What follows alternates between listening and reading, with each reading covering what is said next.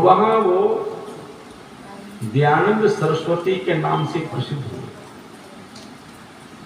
अब पूरे देश में जहां भी किन्हीं गुरुओं के आश्रम थे, जहां भी सन्यासी मिल सकते थे, अर्थात गंगा के उद्गम से लगा करके नर्मदा के उद्गम तक, नदियों के किनारों पर अथवा पर्वतों की कंदराओं में, जहां जहां भी साधुओं के सन्यासियों के आश्रम हो सकते थे, उन सब आश्रमों में इसी के लिए खोज करने के लिए गए कि मुझे सच्चे परमात्मा का दर्शन करना। इस मध्य उन्हें बड़े बड़े योगी भी मिले, ढोंगी भी मिले, और श्री आनंद को इस कालखंड में ऐसे लोग भी मिले जो अपने मठ का उनको अध्यक्ष बनाना चाहते थे। ओखी मठ के व्यक्ति ने, मंडलेश्वर ने तो उनको अपनी गद्दी देने की प्रार्थना भी की। ऐसे बहुत से स्वार्थ दयानंद के जीवन में पढ़ने को मिलते हैं। दयानंद ने सब स्वार्थों को छोड़ करके अपने लक्ष्य की ओर बढ़ना ही अच्छा समझा। उनके जीवन का एकमात्र लक्ष्य था परमात्मा के आनंद की प्राप्ति करना, अर्थात मृत्यु के बंधन से छूट जाना। और इस खोज में घूमते घूमते मूल शंकर को, दयानंद सरस्वती को 15 वर्ष व्यतीत हो गए। इन 15 वर्ष के कालखंड को जब हम पढ़ते हैं तो ऐसा लगता है ऐसा तपस्वी जीवन बिरले लोगों का होता है। इन 15 वर्ष के कालखंड में मूल शंकर के शरीर पर केवल एक कोपीन मात्र रहता था। दिसंबर की ठंड में गंगा के किनारे की रेती उनका बिस्तर होता था और आकाश उनका ओढ़ना होता था। ऐसा तपस्वी जीवन बिरले लोगों का होता है।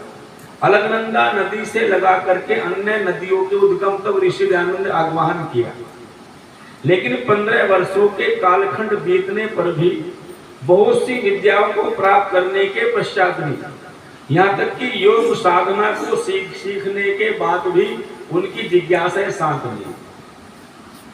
और अब दयानंद सरस्वती की आयु 36 वर्ष हो गई है। सुनना ध्यान से, 36 वर्ष का नौजवान साधु एक दिन हरिद्वार में बैठे हैं और उनकी आंखों में आंसू हैं। उनके सामने एक बूढ़े साधु बैठे जिनका नाम पूर्णानंद है। ये पूर्णानंद दूसरे वाले हैं, ये पूर्णानंद गिरजानंद के गुरु हैं और ये पंजाब के रहने वाले हैं। इनकी आयु 110 वर्ष है। उस समय 110 वर्ष के बूढ़े साधु के सामने जवान साधु जिसकी आयु 36 वर्ष है, वो बैठा हुआ और आंखों में आंसू लिए बैठा है। तो बूढ़े साधु ने पूछा, बेटा तुम्हारी आंखों में जो आंसू आ रहे हैं, क्या तुम्हें अपने घर की याद आती है? तुम तो अभी युवा ही हो, तुम्हारी आयु तुम्हें कमी लगती है, क्या तुम्हें अपने माता पिता की याद आती है? तो दयानंद सरस्वती ने कहा, गुरुदेव जिस दिन से मैंने घर छोड़ा था मुझे घर की याद नहीं आई, मेरी आंखों में आंसू आने का दूसरा कारण है। पूर्णानंद ने कहा, क्या कारण है? बोले, कारण यह है जिस उद्देश्य को लेकर के मैंने घर छोड़ा था मेरा उद्देश्य पूरा नहीं हुआ। तुम्हारे जीवन का क्या उद्देश्य था? बोले, मेरे जीवन का उद्देश्य था सच्चाई को जानना, सत्य सिद्धांतों को जानना, ईश्वर के सच्चे स्वरूप को जानना। तो पूर्णानंद एक वाक्य कहते हैं, दयानंद जब तक आर्ष ग्रंथों को नहीं पढ़ोगे तब तक तुम्हारे हृदय का तिमिर दूर नहीं होगा। आर्ष ग्रंथों को जब तक नहीं पढ़ोगे। दयानंद ने कहा, गुरुदेव आर्ष ग्रंथ कहाँ पढ़ाए जाते हैं? बोले, पढ़ा तो मैं भी देता, पर अब मेरा शरीर कमजोर हो गया है, मुझे आंखों से कम दिखता है, बोलना भी कम जाता है, सुनाई भी कम पड़ता है। हाँ, यदि तू आर्ष ग्रंथों को पढ़ना चाहता है, आर्ष ग्रंथों की कुंजी व्याकरण शास्त्र को पढ़ना चाहता है, जिससे आर्ष ग्रंथ तेरी समझ में ठीक से आ जाएंगे, तो मेरा एक शिष्य है, मथुरा में रहता है, उसकी बाहर की आंखें तो बंद हैं पर भीतर की आंखें खुली हैं, वो तुझे अपना शिष्य स्वीकार कर ले तो तेरे जीवन का उद्देश्य पूरा हो सकता है। ये सुनना था। 1860 के नवंबर के महीने की बात है। दयानंद सरस्वती ने मथुरा की राह ली और जाकर के गिरजानंद के आश्रम में कुंडी खटखटा दी। और जैसे कुंडी खटखटाई तो विरजानंद के आश्रम का दरवाजा खुला। दयानंद सरस्वती जी महाराज ने विरजानंद के आश्रम में प्रवेश किया।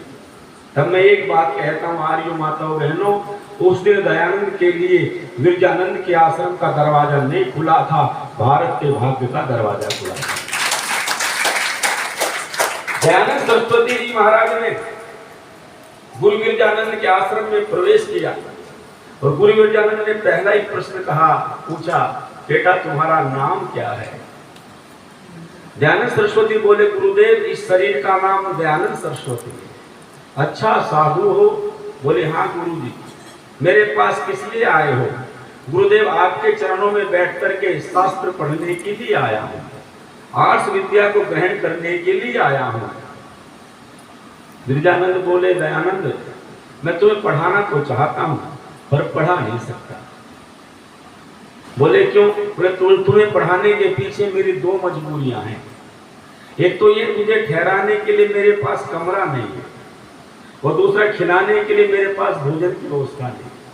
तू तो साधु है, दिन भर भोजन के लिए भिक्षा करोगे तो पढ़ने का समय कहाँ मिलेगा? रात्रि में कहाँ रहोगे? इसलिए मैं तुम्हें पढ़ाना तो चाहता हूँ पर तुम्हारी व्यवस्था नहीं कर सकता। मेरे यहाँ तो गृहस्थियों के बच्चे आते हैं, पढ़ के अपने घर चले जाते हैं। दयानंद सरस्वती ने गुरु का वाक्य, बेटा जरा सीधे बैठ ना, कुछ मतलब सीधे बैठ गई।